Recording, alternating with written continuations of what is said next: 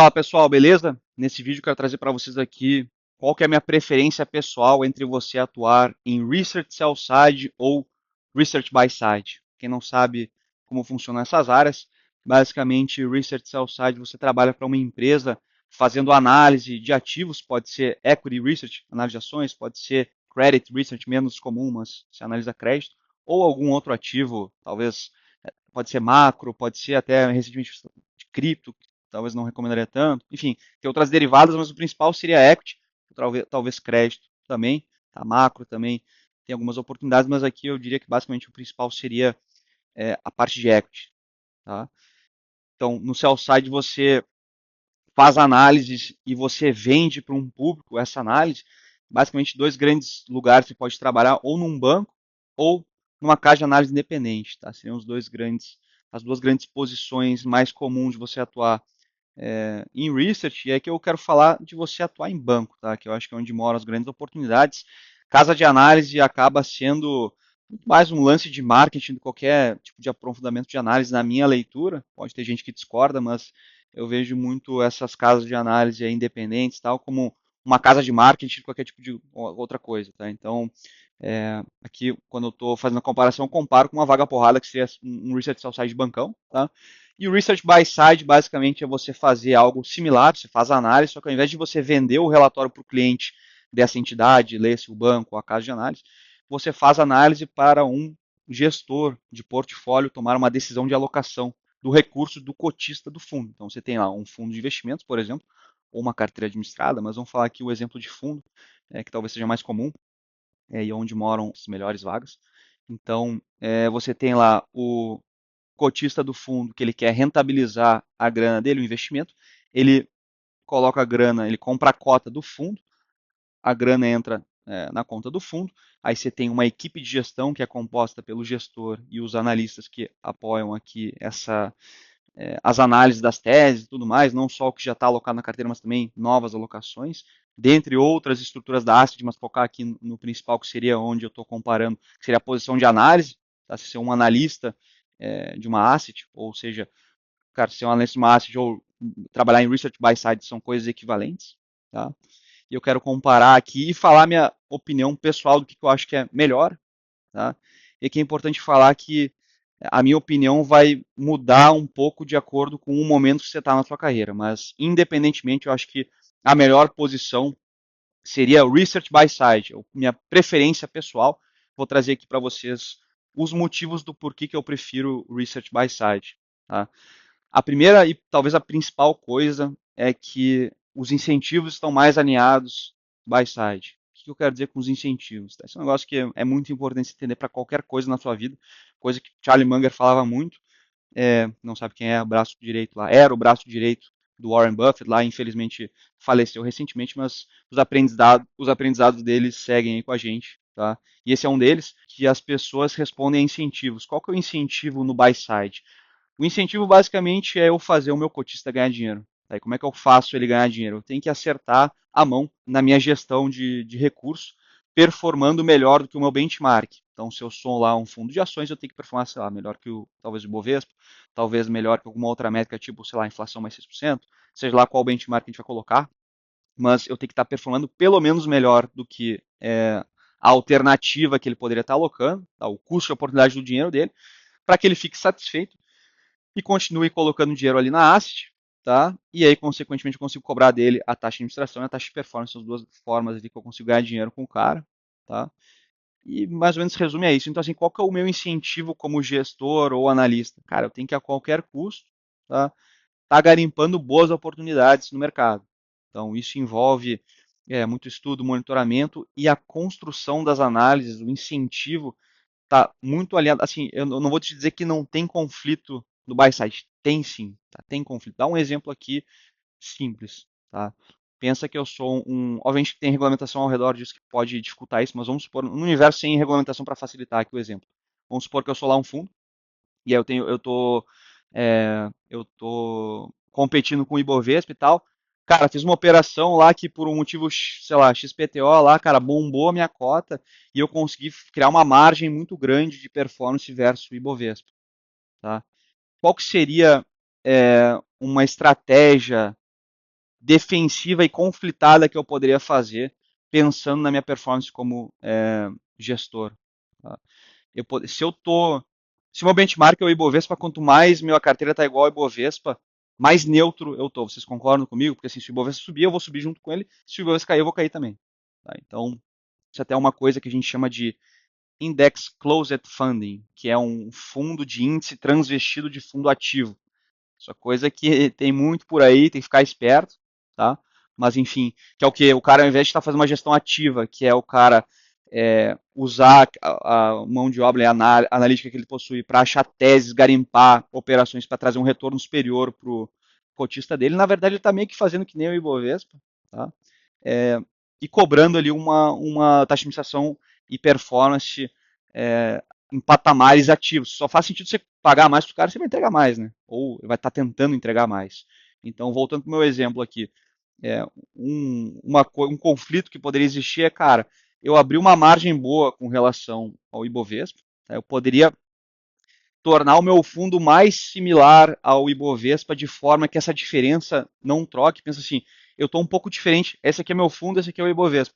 A gente está performando meio assim, pum, eu tomei uma posição ativa versus o índice, bombou aqui a minha rentabilidade, cara, eu poderia, quando bombou e ficou uma margem interessante aqui de rentabilidade, eu troco aqui a exposição do meu portfólio para ficar igual ao Ibovespa e aí a gente começa a mexer junto. Se o Ibovespa derreter, eu vou derreter junto, se bombar, vou bombar junto. Só qual é o ponto? Eu estou defendendo a minha margem aqui de retorno que eu já construí. E leia-se, onde está morando a minha performance está aqui dentro. Então eu estou cobrando administração e performance desse negócio, tanto faz o que aconteceu em Ibovespa.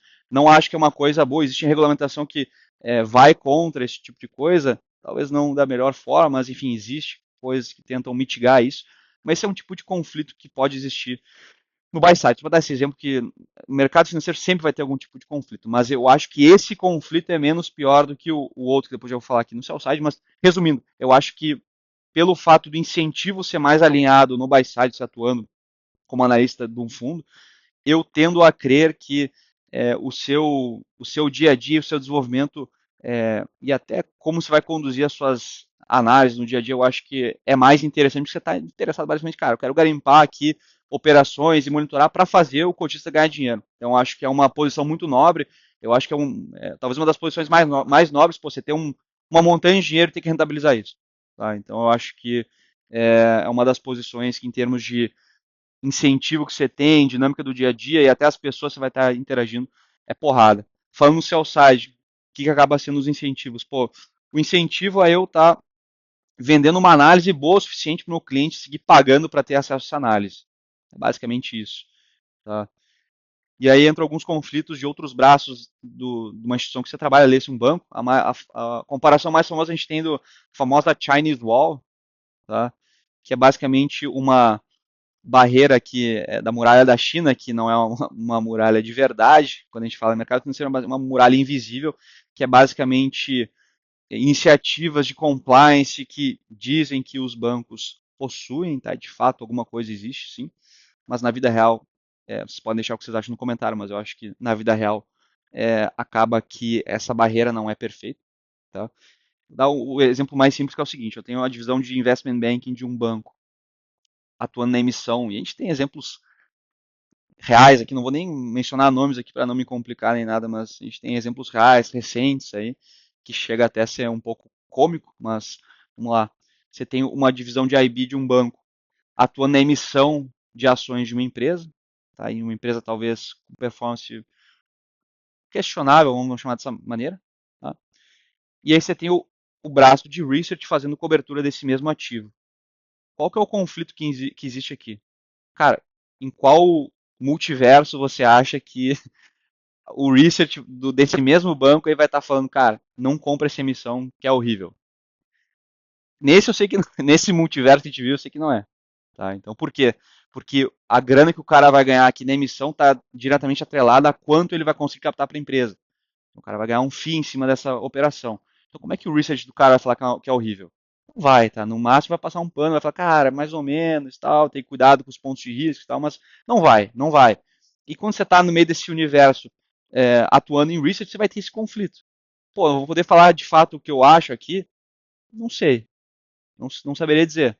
Eu não cheguei a ter a experiência de fato de vivenciar a emissão, de estar cobrindo uma emissão da divisão de IB enquanto tem esse tipo de conflito, mas de repente se alguém já vivenciou e quiser comentar aí, provavelmente de forma anônima, seria interessante ouvir o relato, tá? Mas esse é o ponto que eu acho que assim, o incentivo, eu dei um exemplo, tá? Mas tem outras coisas, tipo assim, o foco ali da sua análise, ela muitas vezes não é de fato o que você acha. Tem uma visão muito tradicional ali do sell side, que o sell side acaba sendo muito agressivo nas análises. Por quê? Porque ele não está colocando o dinheiro dele naquilo. Ele está dando uma visão do que ele acha que vai acontecer.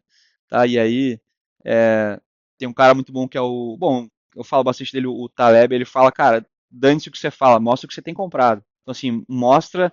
Você tem que ter skin in the game, né? Então, assim, o nível de skin in the game no buy side é maior do que o sell side. Porque no sell side você está falando, isso aqui acho que está caro, isso aqui está barato, isso aqui. E normalmente tá tudo barato no sell side. Se você conhece um pouco, você vê que os caras costumam dar muito mais compra do que venda nas coisas que os caras estão fomentando operações. Faz mais sentido os caras fomentarem a operação. Então você vai ver, sei lá, até um exemplo que eu trazia muito na época de exemplos de análise, cara, sell side colocando G no seu no cálculo de perpetuidade, sei lá, de 10%, 7, 8%, enquanto a inflação esperada está na casa dos 4%. Então, pô, um negócio muito agressivo, né? E aí, enfim, tire suas próprias conclusões se está certo ou errado, mas fazendo a grande ressalva que, assim, de longe, Research Sell Side um excelente lugar para você aprender muito. Cara, os caras são muito feras que atuam lá, tá? Talvez alguém que está vendo esse vídeo pensa, pô, o cara tá chinelando os caras de Sell Side, de banco, de Research. Pelo contrário, os caras são muito feras, são muito bons mesmo, tá? A ideia é que passar essa visão do que eu escolher em termos de carreira. E aí eu quero falar o segundo ponto, que seria do que eu acho melhor. Cara, eu falei que eu prefiro o buy side, mas tem uma situação na carreira que eu preferiria o, atuar em sell side, que seria no começo da carreira. Eu acho que você começar em reset sell side é muito bom, porque em termos de curva de aprendizado num banco, eu acho que ele pode até ser mais acelerado. Eu acho que no buy side equivalente para um asset grande pode ser parecido, mas você compara uma asset menor com um sell side de bancão, cara, vai para o bancão. Tá? Principalmente no começo da carreira, porque eu acho que o desenvolvimento é mais acelerado. Você vai interagir não só com o pessoal de research, mas outras áreas do banco. Tá? Vai estar interagindo com CFO de empresa, com o time de RI de empresa. Cara, é um ritmo de aprendizado muito acelerado e tá nesse universo meio conflitado, eu acho que é benéfico para o aprendizado. Às vezes você aprender o que não fazer ou como os caras fazem por trás ali das cortinas das coisas, não que seja algo ilegal, assim, mas entender o que está no incentivo por trás de cada uma das pessoas é muito benéfico, principalmente depois se você vai para o buy side, você já viu o que os caras estão vendo, o que eles estão entendendo, às vezes, até o ponto que eu falo de crédito. Pô, o banco muitas vezes tem muita coisa além da operação de crédito. Tem serviço, tem relacionamento, então tem garantia. Você ter essa visão também em Reset Sell Side, eu acho que é extremamente valioso. Tá? Então, de novo, eu acho que dependendo do timing da sua carreira, eu acho que pode fazer sentido. Tá? E falando de timing, eu acho que para meio final de carreira, no buy side é legal, porque você pode exercer todo o desenvolvimento técnico que você teve e fazendo isso de forma assertiva, você pode ter muito resultado. Tem muita história aí de gestor que trabalhava em fundo, o cara bombou tanto que ganhou tanto dinheiro que ele acabou é, montando o seu próprio fundo. Tá? Falando aqui agora do outro motivo do porquê eu prefiro buy side de maneira geral, que o potencial de remuneração se você faz um bom trabalho é muito maior do que no sell side. Tá? Sell side, eu diria que na média vai pagar mais, porque no buy side a remuneração é mais volátil, depende de alguns fatores, tem até vídeo meu sobre isso, mas quais são os fatores? Tamanho do fundo, performance, isso tem rebate nas taxas. Tá? O cara que está vendo o vídeo aqui quer focar em ganhar dinheiro no buy side, vai ter que focar em fundos grandes, idealmente que tem exposição mais em fundos multimercado e ações, que é onde tem mais volatilidade, logo um potencial maior ali de você entregar um retorno acima do benchmark. Tá? Mas qual que é o ponto? O buy side é talvez um dos únicos lugares que você consegue ter uma porrada em termos de remuneração se os astros se alinham em termos de você tem idealmente uma posição sênior, né, onde existe um percentual variável na sua remuneração, de certa forma, minimamente relevante. Você tem um fundo que tem um porte minimamente relevante e você tem uma performance boa do seu resultado. Muita gente coloca muito dinheiro no bolso nesse sentido. É só de novo, não é uma coisa que acontece do dia para a noite, né? Você tem que atingir uma posição sênior, tudo mais, mas enfim, acho que é outro ponto que eu acho que resume aí minha é, preferência aí pelo buy side, que seria você fazendo um bom trabalho. Acho que em termos de você capturar um upside da sua dedicação, no buy side se captura muito mais do que no sell side, tá? Mas de novo, fazer ressalva também que talvez possa ficar a impressão nesse vídeo. No buy side também é, tem muito conflito de interesse, tipo assim, a história que eu contei lá de você deixar o seu fundo parecido com o Ibovespa, você tem um outro conflito que é deixar parecido com outros fundos, tá? Você tem fundos parecidos que eles meio que deixam a carteira meio parecida porque eles não podem, assim, qual que é o risco? Um livro muito bom sobre isso, que é do Pova, que fala sobre isso, é um livro já antigo, que é O Olhar do Gestor, uma coisa assim, ele conta bem essa história do conflito, que é tipo assim, cara, o cara que é gestor, ele tá meio que, tipo assim, ele não pode, quando a galera vai bem, ele não pode não ir bem. E quando a galera derrete, se ele derrete junto, beleza, mas ele não pode derreter quando todo mundo tá indo normal ou indo muito bem. Então esse é um incentivo meio ruim, tá? Porque acaba fazendo com que você talvez não tome a posição que você de fato acha, mas é o que você está vendo que mais ou menos todo mundo está fazendo para não ficar tão diferente da média. Então tem esse conflito, mas como eu falei, acho que é um conflito pior. Enfim, a ideia aqui do vídeo era trazer os principais pontos que eu vejo das duas posições, passar minha visão. Quem quiser compartilhar também sua visão aqui no comentário, vou tentar responder todo mundo. Tá? Se gostou do vídeo, esquece de curtir e também seguir o canal, beleza? Abraço, até a próxima.